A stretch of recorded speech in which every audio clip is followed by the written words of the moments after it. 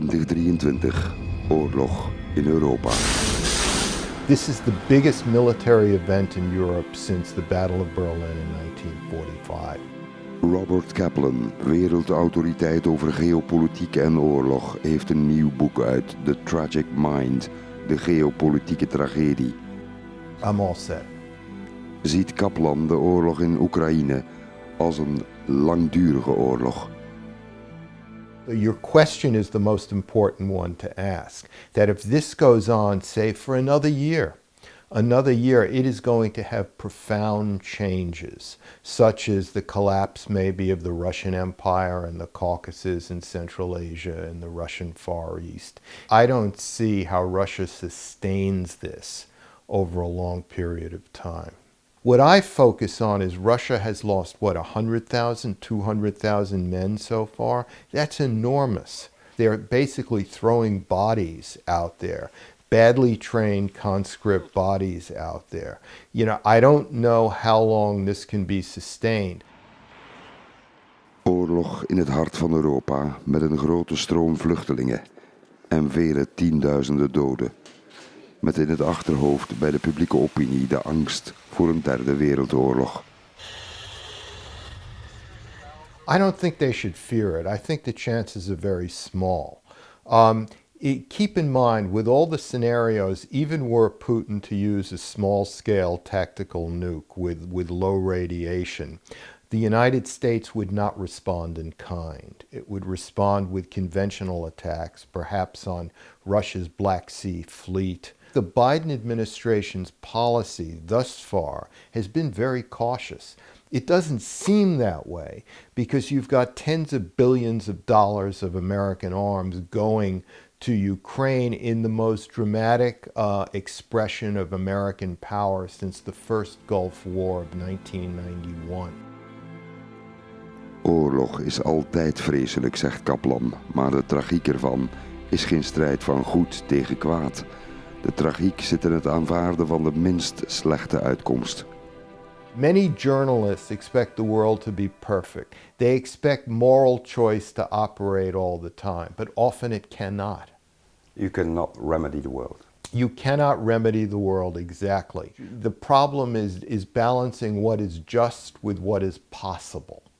And what is just is based on your moral values and your own country's moral values. What is possible depends on the thinking half a world away, often. And you can't have both. And that's the real tragedy, if you will, or the challenge of statesmanship.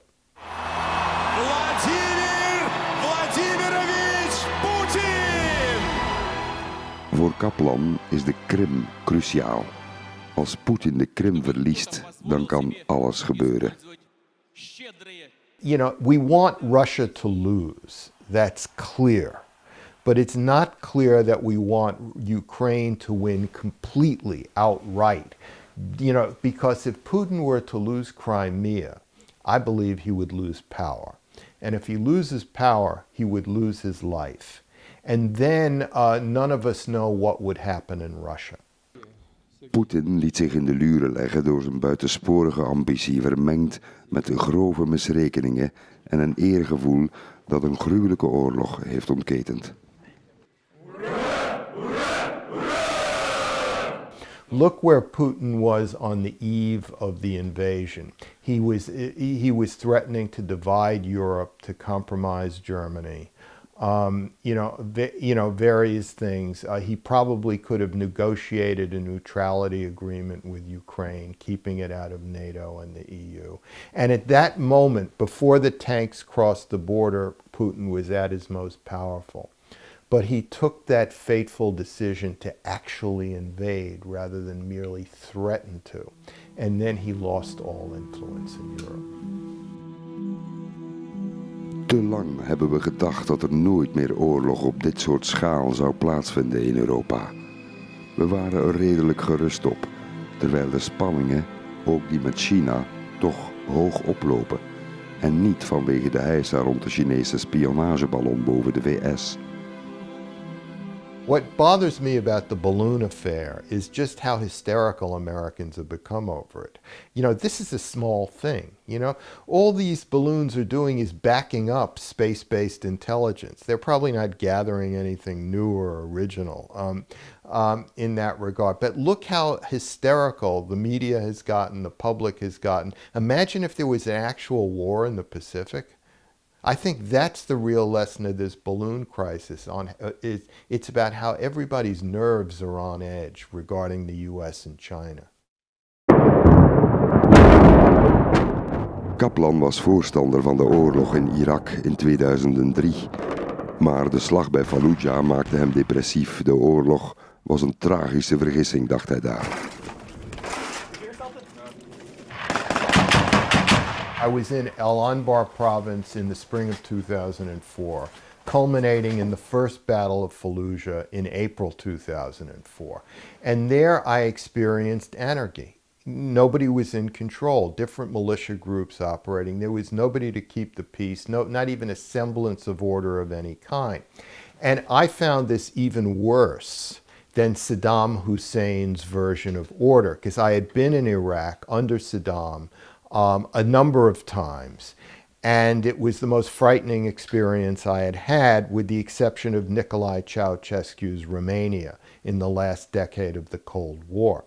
So I said, what could be worse than this? Anarchie en ordeloosheid is wat we het meeste moeten vrezen, aldus Kaplan.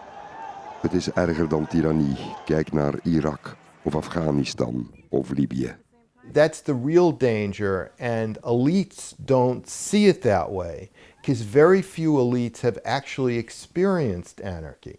They know about dictatorship and tyranny because dictators are in the news all the time. And dictators are against the free flow of ideas, and elites deal with ideas all the time. So elites hate dictators, but anarchy is something abstract to them. You know, very few have experienced a place where nobody's in control, and how really frightening that can be. Intussen is de oorlog 1 jaar oud en is er geen einde in zicht.